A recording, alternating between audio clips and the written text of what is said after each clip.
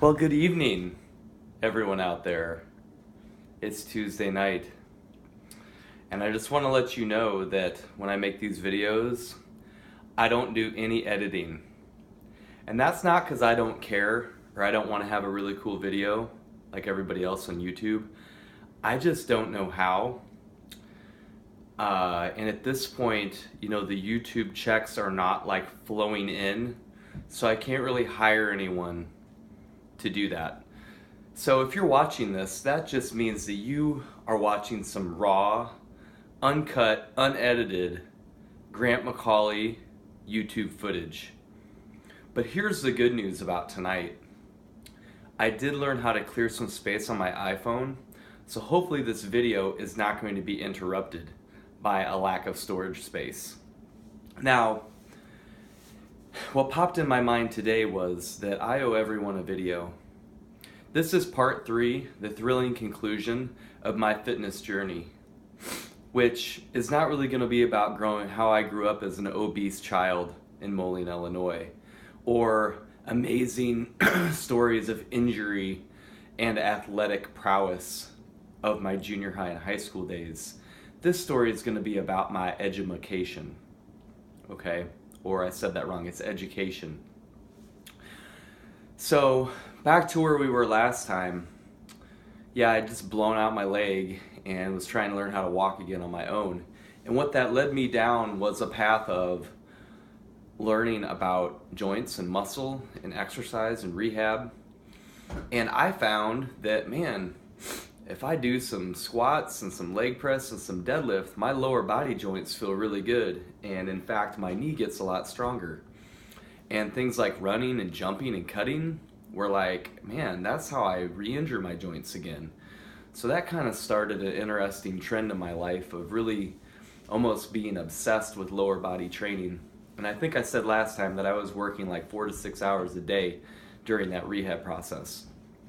Up to that point, I had been studying physical education because I wanted to be a teacher of PE because I loved PE growing up. And I thought, man, this would be a great gig. I'll just hang out, play with the kids, roll the balls out, talk about wellness, health. Well, in college I realized that teaching in a public institution was probably not for me. And I had an aptitude for math and science. So I changed my focus in my undergrad to that of exercise science, which was a great move. I learned a lot. Ended up stopping playing football and really just started focusing on doing my own programming and setting and working towards fitness goals. So in my early 20s, I actually was kind of a hybrid athlete where I would bodybuild and strength train, and then later in the day I would do more of an endurance approach, and I actually competed in local triathlons, also completed a half Ironman triathlon, which was the worst experience of my life, and numerous half marathons. In 2004, I had completed a half Ironman, and I said to myself, all of these things I did were at a body weight of over 200 pounds. And again, I'm 5'11". So at that body weight, I definitely wasn't winning, and my body was definitely losing as far as the pounding it was taking. It was fun. I had a real high caloric intake, but in 2004 I decided to shift my focus solely to that of powerlifting. And at that point in 2004, people were still competing in gear, single ply, multi-ply, knee wraps.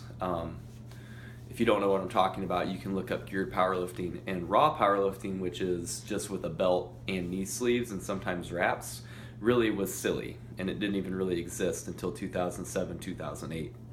So anyway, I got going in powerlifting, and I remember I did my first meet in a single ply squat suit, and it was freaking amazing. I went to Philadelphia, I'll never forget it, competed in USAPL Open. I think I squatted like 518. Did not deadlift well, did not bench well, can't remember what I did. But drilling those 3 squats, I was like, this is it, man. I'm a power lifter.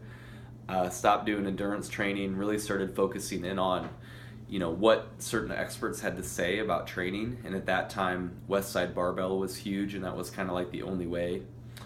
I'll give a shout out. Westside, Louie, I know you're watching this. Thanks for all your work, but in all honesty, that method really sucks for raw powerlifting, and it probably wasted a good 5 years of my life.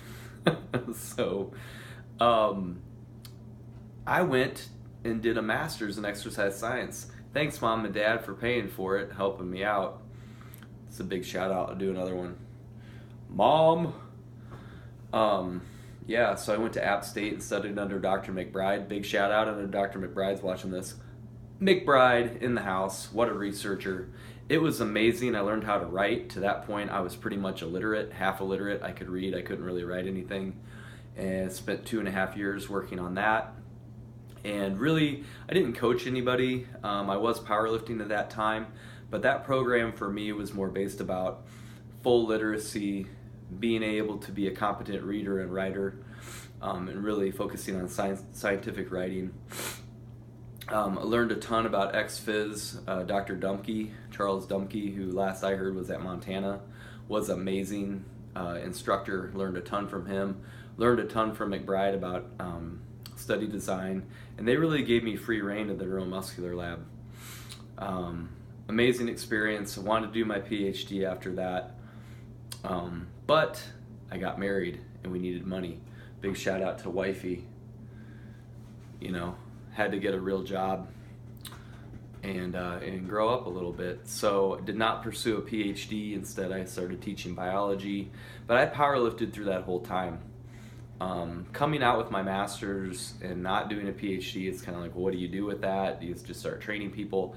I got my big break in the Quad Cities for training in December of 2010. I think that's right, maybe 2009.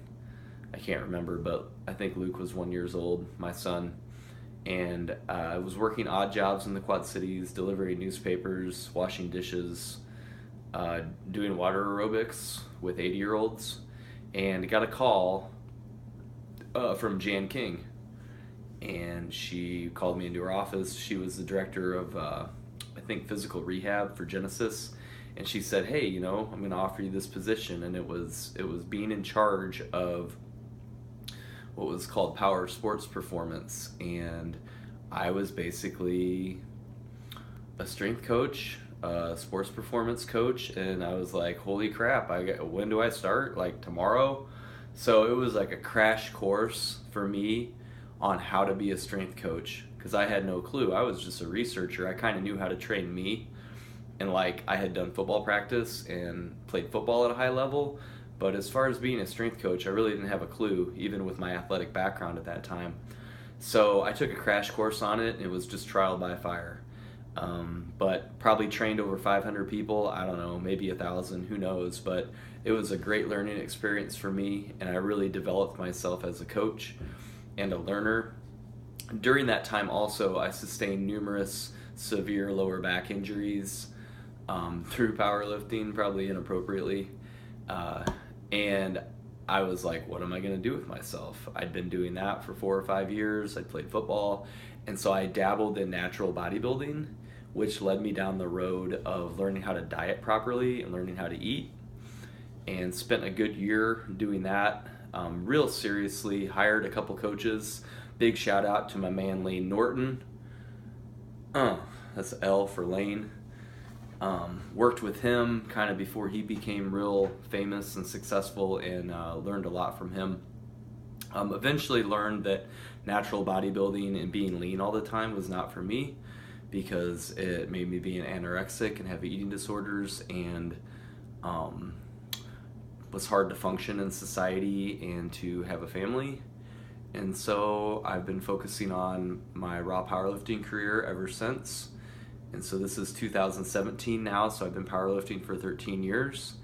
And this past year has been my strongest year ever. My best raw squat is 551 in sleeves and a belt. My best bench is 360 in the gym, 352 in competition.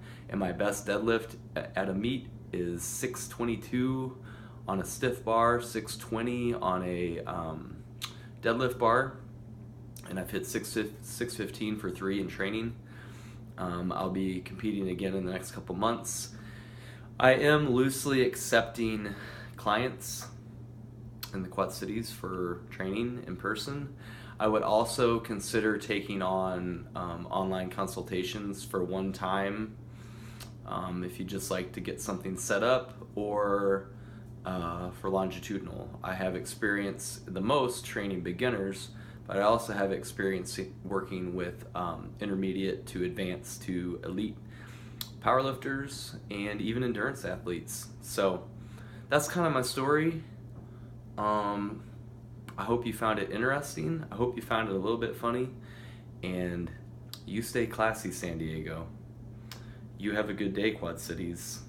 You stay warm, Quad Cities. And give yourself a hug. Peace.